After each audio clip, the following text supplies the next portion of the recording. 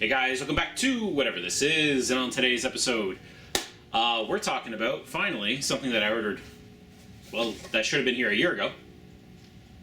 The Analogue 3D.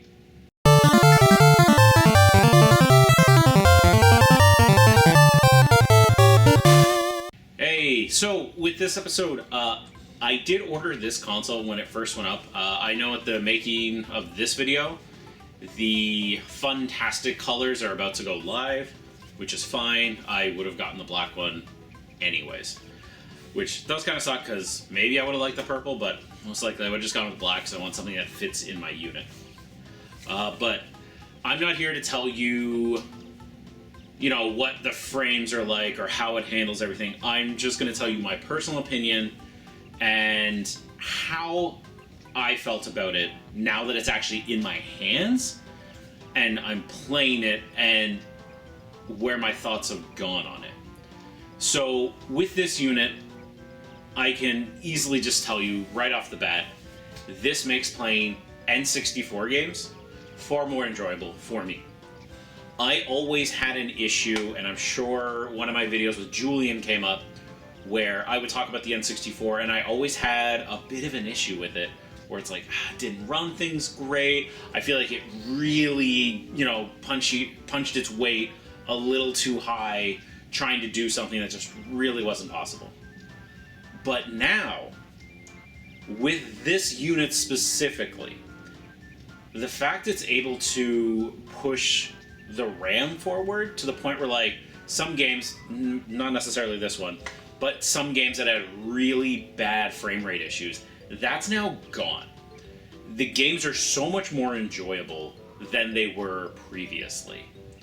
And with that comes a lot more joy of playing these games. So, even I've already noticed, I'm wanting to look at the N64 versions a lot more of other games. That's not like every game's going to be good, but something like Star Wars Rogue Squadron or Gauntlet Legends that had some issues. They weren't necessarily the best ways to play them, especially with Rogue Squadron because it's on Steam. But it was an okay version. Where now with this, you're not only am I able to play it with the expansion pack, I'm actually able to turn on the high-res textures, and it actually means something. So the games actually look better. They're playing better. And games like Perfect Dark, where the early levels ran really well, the late levels ran kind of pee-pee poo-poo, they now run seamlessly. Without the Xbox 360 version, it is a fantastic way to play it. This is the point where I think for most people, this is literally what you want to get. If you are a fan of the N64, you owe it to yourself to either find somebody who has one and see if you can fiddle with it, or really look into investing in this, because just for its price, and you don't have to do any mods, this, in my opinion, replaces the actual N64 hardware. There are always someone who's going to tell me that's blasphemous. I really don't care. This is my opinion. I think this is the way to go.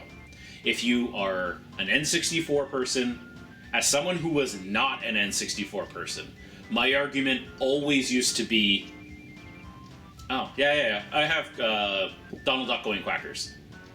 Yeah, I have it for Dreamcast. Oh, I have Gauntlet Legends, don't worry. I have it for Dreamcast. I was always the one where, because I had that console when it was actually relevant, in my brain, I always go, why don't I just play it on my Dreamcast? It's right there. You just have to reach out for her. And she's like, oh, I got you. Here you go. Here's a better version of the game. Are those versions still better? Yes, 100%. I will still die on that hill. But this is a very good way to do it, especially because, long-term CDs, they get disc rot sometimes, and then I got really scared of owning all my Dreamcast games. So for me, this is a great alternative for this. I had heard some complaints with people, just because I keep holding it and thinking of it, that it is really tight in there. That is no worse than any other console that I've ever had. I've seen ones with way worse, tight. I used to have a Retron 5 before that one broke on me. That's fine. You just have to give it a firm push, but you don't have to push it hard. This console works very well. I even did pick up, I don't have it in front of me, I'll show some video of it, the controller that they recommended for it by 8BitDo. And I think it's a phenomenal controller. I am not the biggest fan of the Trident controller. I think it's unique and revolutionary, and anyone who likes it, I don't really argue with it. It's just a controller. It's fine. I just don't care for it. But if you were to pick up the 8BitDo controller, that thing is phenomenal. It feels very comfortable. The A and B buttons are bigger than the C buttons. Like, it feels right. It feels what I assume the Hori controller was supposed to feel like. So this whole package of the Analogue 3D is excellent. So this console is very good. I would easily recommend it to possibly even replace your console. It depends on you specifically, how you feel about your collecting, where you kind of come from it on it. But I would say anybody who is a big N64 person really owes it to themselves to actually look at this console and see if it's worth it for them. Now, getting into the features, I love its UI, where you put the game in, it detects what it is, it'll tell you what the title is, how many players it is. Because of that, in another video by another YouTuber of Rerez, I now know Superman has 2-player mode. I didn't know that was a thing, but hey, it exists. That's cool. But there's also, with the, actually, which is one feature, this is part of the GUI, so they do give you an analog-themed SD card specifically for this console. People have uploaded the images that they were using for the review copies, because for copyright reasons they really can't give it out.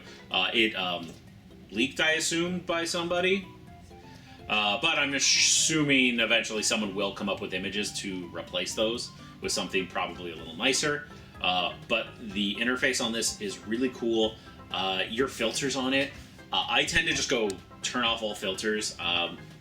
I'm just not the biggest person with them. I usually just want like a clean, crisp image coming through with 3D. I tend to use sharp pixels, and then maybe I'll throw in like one filter, but not like scan lines or anything, but just like a little AA or you know. But with the N64, it's such a smear of an image coming out of the actual console that drove me nuts for years. No matter what you did, unless you like paid $300-400, you were just having to deal with this smear image. Like, it always just had Vaseline on it, and I just hated it. I didn't mind it with an emulator. You're like, oh yeah, no, that looks good. Yeah, it's a clean image. I just want a strong, clean image half the time. And this does that. This has actually changed my opinion on it. The first night we had this, I went over to my girlfriend's place with like a bunch of different games, and we're kind of bouncing around, just kind of fiddling with it. And then we kind of hit Diddy Kong Racing, and it just turned into a room of 3 grown adults just trying to beat the Triceratops and calling him a filthy cheater because he always darts off ahead like a jerk. And that was a fun night, just mucking around with it. But yeah, anyways guys, this is a fantastic console that you owe it to yourself to check out. That's just been my opinions on it. I think if there are issues, they're not issues to me, or it's not until, say, an update comes up where you're like, oh yeah, that was a problem. I can see why we changed that. I'm not seeing it. I think this is a great N64 console. Considering that you get around the Vaseline smear, you get just a clean UI. It's honestly a great interface. Its weight's really good. Like, I love this console. It has turned me into a bit more of an N64 person. I wouldn't go and say it's my favorite console, but this does make it and a lot of its games worth playing. And one final feature that I don't think I've mentioned yet that I really appreciate is there's a few games I own where they do not save to the cartridge, they save to the memory card. And with this console, what it does is it makes one memory card for each game. So if you're playing Rayman, which I know uses a memory card, it just makes a Rayman memory card, and that's it. And to me, that's so useful because you don't have to deal with it unless you want to. One feature that I do think they need to add would be just a memory card manager would be really nice. Not that they have to, but it would be a really great feature that I feel like, considering the console, you probably could get away with. I hope they do in the future, but like a lot of issues now, I feel could be fixed with just firmware updates. But anyways, guys, that's it for this week's episode. That's been my thoughts on the Analogue 3D. Honestly, the communication from the company may be really bad, as you saw in one of my shorts I created, but they always make great products. Every single one is just so good. But anyways, guys, that's it for this week's episode. Take care. Have a good one.